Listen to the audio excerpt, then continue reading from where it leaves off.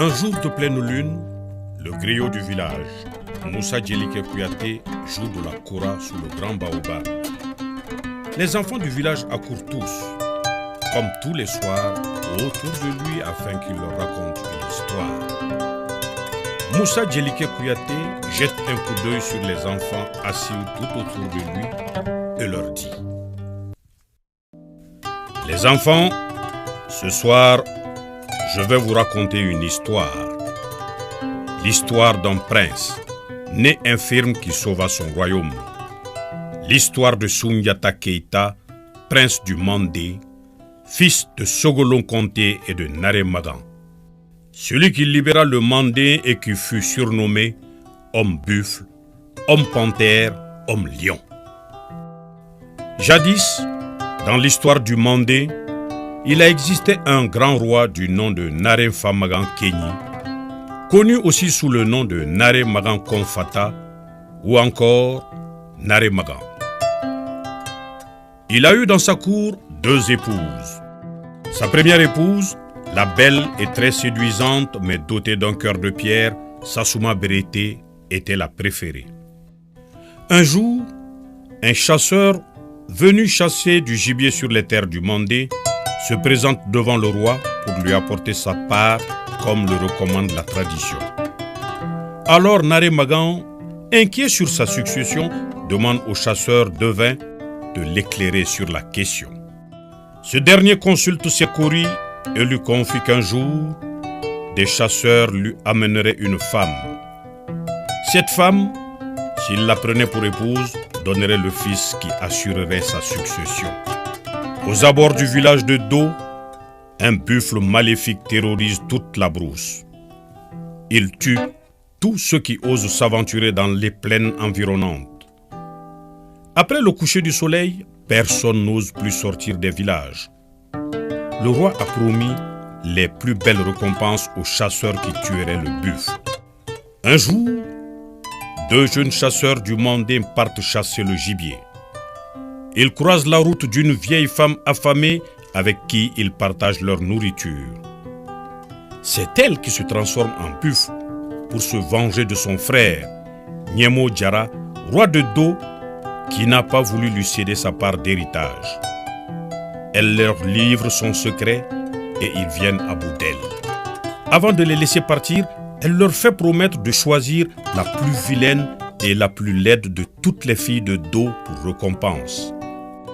Cette jeune fille laide et insignifiante, c'était Sogolon Conté, mère de Soundiata. Les 2 frères jurèrent de tenir promesse et s'en allèrent vers le nord en direction de la plaine de Do. Quand ils aperçurent le buffle, ils appliquèrent à la lettre les instructions que la vieille femme buffle leur avait données. Ils vainquirent le buffle et se présentèrent devant le roi. Les filles du village se réunirent sur la grande place parées de leurs plus beaux vêtements et de leurs plus beaux bijoux. Mais Walaba, l'aîné se souvient de la promesse faite à la vieille femme buffle. Il se promène le long de la file constituée par les filles et aperçut enfin à l'écart Sogolon Conté. Il s'approcha d'elle et lui tend le bras. Sur le chemin du retour, les 2 jeunes chasseurs essayèrent à plusieurs reprises de dompter Sogolon, mais en vain. Les 2 frères reprennent alors la route de Niani, capitale du Mandé où siège Naré Magan, afin de lui proposer Sogolon en mariage. Le roi pense aux prédictions et organise le mariage aux grandes dames de Sassouma Bérété. Prédestiné à être un grand roi que le Mandé n'a jamais connu, Soundiata était né infirme. Il ne pouvait marcher. Mais le roi Naré Magan vient à mourir sans voir son fils Soundiata marcher. À sa mort, c'est Dankarantouma, fils de Sassouma Bérété, qui monte sur le trône. C'est le début d'une période d'injustice et d'oppression pour Soundiata et sa mère Sogolon. Un jour, manquant de condiments, Sogolon s'en alla demander à sa coépouse de lui donner quelques feuilles de baobab pour préparer son repas. L'impitoyable Sassouma refuse et l'humilie devant toute la cour. Alors Soundiata, voyant sa mère humiliée en pleurs, décide de marcher.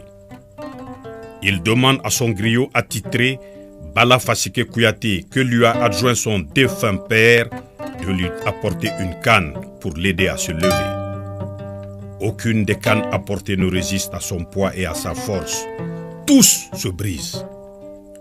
Après plusieurs tentatives infructueuses, sa mère lui apporte une canne taillée dans du bois de Soun-Soun. Soundiata, déterminé, se saisit de la canne d'une seule main et se hisse difficilement, mais arrive à se tenir sur ses jambes.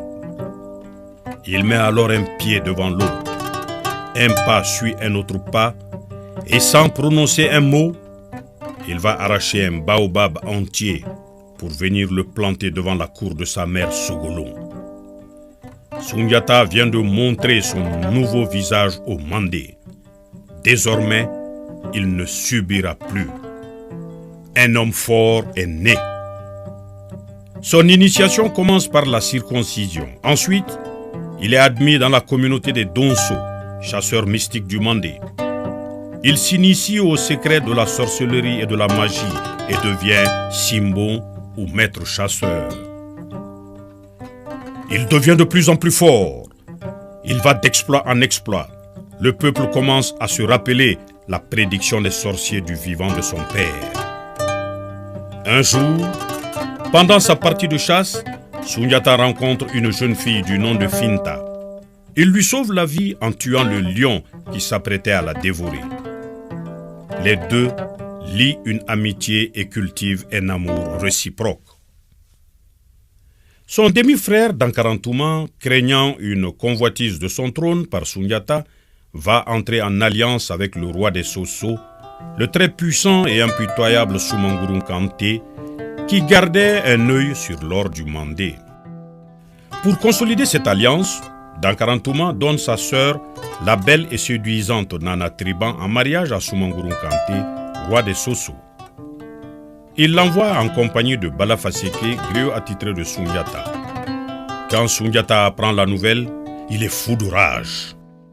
Il s'ensuit une discussion très virulente entre les deux frères. Soundiata traite Dankarantouma de traître et de vendu. À la suite de cette altercation, Soundiata quitte le Mandé avec ceux qu'il pense être les plus proches de lui. Sa mère Sogolon, ses frères Namboukari, Mandé Mouri et sa sœur Sogolon Kanko. Il promet au Mandé de revenir afin de rendre le pays aux vrais fils du Mandé. L'exil les conduira de pays en pays, car personne ne veut les garder assez longtemps pour ne pas s'attirer la rage du roi Dankarantouma ou de son allié Soumangouroun. Ils sont accueillis à Mema comme des héros pour y avoir sauvé la vie de l'unique héritier du trône du nom de Kamalin Kende. Ils s'établissent finalement à Mema, au nord de l'actuel Ségou. L'intrépide et impitoyable Soumangouroun. Pendant ce temps, Soumangouroun, fort de ses pouvoirs magiques et grand sorcier, chasseur lui aussi, ambitionne de reconquérir tout l'empire du Ghana. Sa soif de puissance le guide ensuite à la conquête du royaume de son allié et beau-frère, car il convoite l'or du Mandé. En annexant le Mandé, il s'approprie l'objet de sa convoitise, l'or. En un peu plus de 30 années de règne, personne n'ose l'affronter, jusqu'au jour où le Mandé envoie des émissaires à Soundiata. Son demi-frère Dankarantouma a fui le royaume sous la pression de Soumangouroun Kanté, son beau-frère et allié de jadis. Lors de l'invasion des Soso, sa sœur s'enfuit pour Mema en compagnie de Finta, sa bien-aimée. Dans leur fuite, Finta est violée et exécutée par Baladjan Kanté, fils et général de Soumangouroun en charge de l'invasion du Mandé. Le lendemain de l'arrivée des émissaires du Mandé, la mère de Soundiata, Sogolon Kanté, décède. Plus rien ne retient le jeune prince à Mema. Face à Soumangouroun, désormais se dresse un jeune prince du Mandé. Soundiata déterminé à reconquérir le royaume de ses ancêtres. Les prophéties sont prêtes de se réaliser. Les premiers affrontements entre les deux géants sont sanglants.